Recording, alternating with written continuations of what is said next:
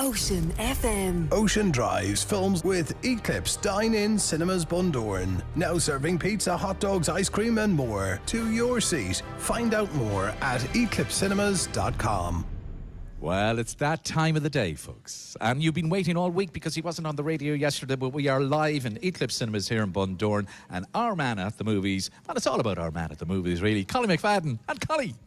Thanks a million. It's great to be... I was going to say it's great to be here. I'm always here. It's great to have you here instead, down here in Bundoran, on the sunniest day. It's easy known school's back, isn't it? Yeah. The sun is out shining, but we still have loads of film stuff to talk about.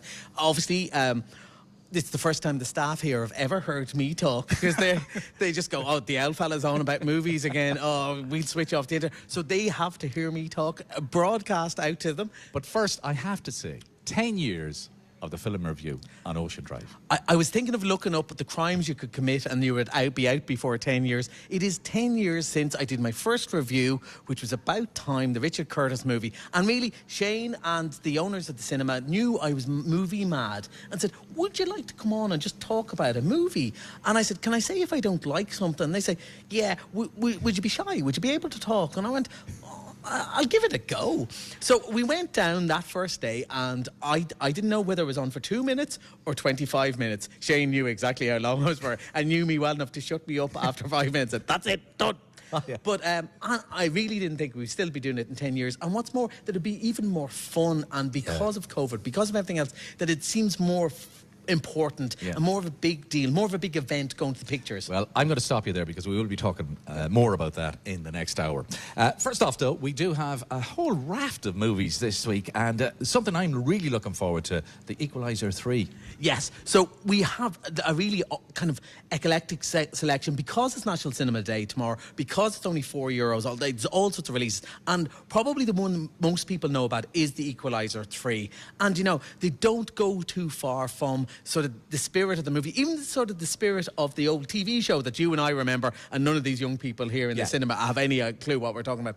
But so Denzel finds himself in Italy this time, but of course he's going to meet somebody, he's going to decide to help them. They're going to be involved with bad guys, and he's going to equalise the heck out of it. And believe me, he does. Now, I watched this yesterday morning. I have to say, I really enjoyed it. And I was kind of saying to you off air, it's fairly cheesy. It would be a B movie if it didn't have someone like Denzel in it. Kind of like what Keanu Reeves does to John Wick. Yeah. Although, you know, he's a far better actor than that, and he just brings a sort of gravitas to the role. But equally, he's just beating the tar out of people. And I will say this, I don't remember if the other two were quite as tough looking. He doesn't look. Let's just say he doesn't meet a machete he doesn't love in this film as he takes on the Italian mafia. And like I say, mafia. Italian stereotypes. They just go, what's the matter with you? Yeah, you put a pineapple on your pizza. I must kill you. So it's kind of like that. But it's great fun, and it thunders along. It doesn't pause for breath. It's in beautiful, beautiful Sicily, and Denzel kills everyone, and it's great. Okay. We love it. Yeah, right. Loved it. Really enjoyed it. Loved it. Now, something that caught my eye, and no doubt you're going to tell me something. It's Apocalypse Clown. Okay, over the last 10 years, there's been a few of these that I go, I love it. And you look at me, and what's more, probably the cinema-going public won't go to it. I don't know how many people are going to buy tickets. This is so much the movie of the week. It might be the movie of the month. When was Barbie? It might be even the movie of the year. I love this. This is madness, right? It's absolute madness. It's an Irish film, and it's based around this bunch of clowns who are going to a clown funeral, which is the saddest thing you've ever seen. And while they're all washed up, they're all rubbish clowns, and they think clowning is still great. But of course, no kids are interested in it because they've got the internet. All of a sudden, there's a huge solar flare. The internet goes out worldwide as far as they're concerned, and the clowns think this is our chance to have a comeback. But of course, they were rubbish before the internet, and they're still rubbish afterwards. And one of them is one of the best characters I've seen in cinema in ages, called Funzo. And this female clown who thinks kids love her, but she's the scariest thing. And I know what you're thinking. Stephen King's It. This clown is way scarier than it. It's so funny. It is rude. It is raucous. It's a 15s movie, so it's not it's very Irish humour, even though there's lots of an international cast of actors. It's so funny about the pretentious clown, the scary clown, the washed-up clown, the clown who used to be big in the 90s and then maybe had an accident in a gunge tank with a boy band. Isn't it? With the boy band. It is so funny. I loved it. And, you know, people will go, I went to see that clown movie, and I said, there's only one clown, and it's a fellow who told me, but people with a wicked sense of humour, people who love the macabre, and people who just love good Irish humour will really enjoy this. I loved it. I loved it. I loved it. I loved it. I loved it. And it's an Irish movie. Irish movie. Okay, now, Sound of Freedom. Well, Sound of Freedom is a different type of movie. It's a very different type of movie. Although, ironically, there's a whole rant at the end of Apocalypse Clown exactly about the Sound of Freedom. But we'll move on from that. So Sound of Freedom is the one that got all the news headlines because it's been a huge hit in the States without anyone being expecting it. It was a script that was shopped around Hollywood for ages, and they wanted to make it, but they weren't quite sure. And it's very loosely based on a true story about a guy who worked for the CIA and was involved in investigating child trafficking and didn't think they were doing enough and formed his own sort of charity stroke vigilantes who would go and do something about it.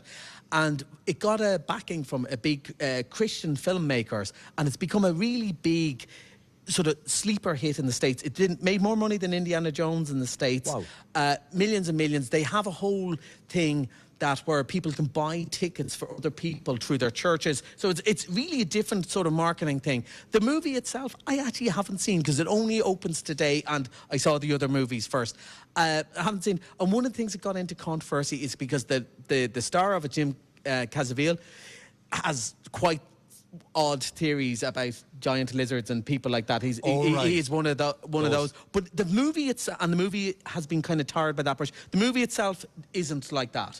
It's more about child trafficking, but I don't think we've got as many emails over one movie, people saying, are you going to show this movie? So it's not going to be for everyone. I'm really interested to see it. We'll have seen it by next week when we talk about it. Okay. It's sleeper hit, but it's an odd movie, but it's tough subject, but done in a very different way. And it'd be interesting. A lot of people are going to see it tomorrow. Okay, right, counting down. And you're getting this film first. Ballywater, yeah, I'm really excited about this. So I just saw a trailer for this. I didn't know Patrick Keelty, who we all, has been in the news because of about to take over the Late Late Show. I didn't know he'd done a movie, and I just saw the trailer in the cinema. One of my jobs here is when all the new trailers come in, just sit and watch them. And I went, that looks really good. In it, he's a guy who's obviously a bit down on his luck, but always wanted to be a stand-up comedian. He meets this woman who is a taxi driver who, again, life doesn't seem to be working out for that, and kind of they form a friendship together. Only judging from the trailer, because it's only open for tomorrow, this looks like a really lovely coming-of-age movie. Basically, when you say tomorrow, you've only got it for one day. We've got it for one day, and then it's coming back in 3 weeks. But I'm delighted to say they've put an Irish movie, because it's National Cinema Day, and because all tickets are only €4, they've put an Irish movie as a premiere, which I think is brilliant. That's good. Look, it's great that Equalizer is out. It's great that Sound of Freedom, that so many people are interested in, can see it for cheap. But it's great that we've two big Irish movies. Well, I say big. Apocalypse Clown, maybe nobody's going to see, but they should. It's brilliant. It's brilliant. It's brilliant. But it's great to have a big Irish premiere. And of course, Patrick Keelty is such an interesting character and such an interesting life. This looks like a really good, funny, bittersweet, funny movie. Okay. Right, we're down to about 2 minutes. Our Disney movie this week? Okay, so going on from the last couple of weeks, we've got Peter Pan, the boy that didn't grow up. Now, there's I just thought of a very bad joke about linking all those movies, but I'm going to move on.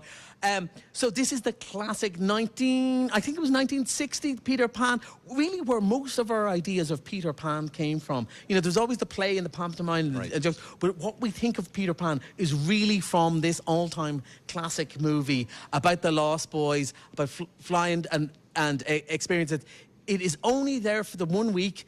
It's only $3.95, even not when it's not tomorrow, and it's just a lovely, lovely movie. And I watched a bit of it today, and it's like all those Disney movies we've been talking about the last couple of weeks. It just brings you back, doesn't it? I'm watching a bit of it to test the lights, and then I go, oh man, I'm watching this whole thing. It's so gorgeous. So we've got Peter Pan this week. I think it's 101 Dalmatians next week. So we're so excited. It's just a lovely thing to have. Okay, that's Collie and movies, but Collie will be back in the next hour. We have a little chat as well. Fantastic. Talking about more movies.